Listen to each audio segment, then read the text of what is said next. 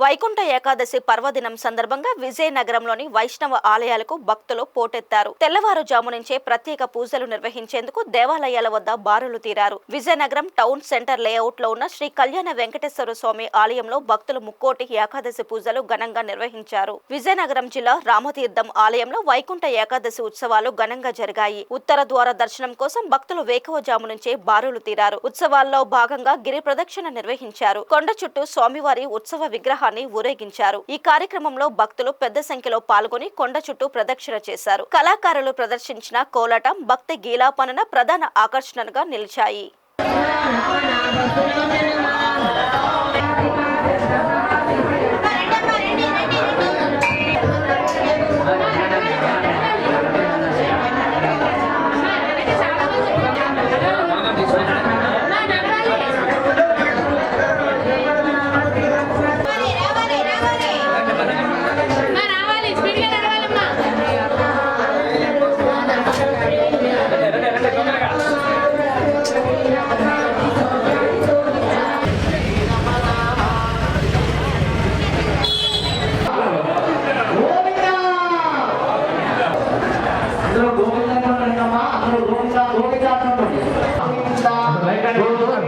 హరి గోవింద వెంకటరమణ గోవింద.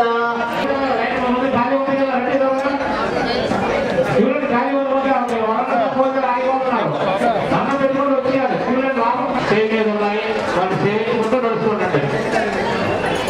రావడానికి కూడా సేవించుకోండి.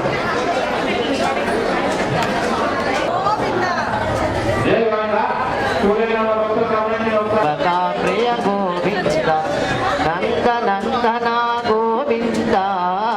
గోవింద నామాన్ని చదువుతూ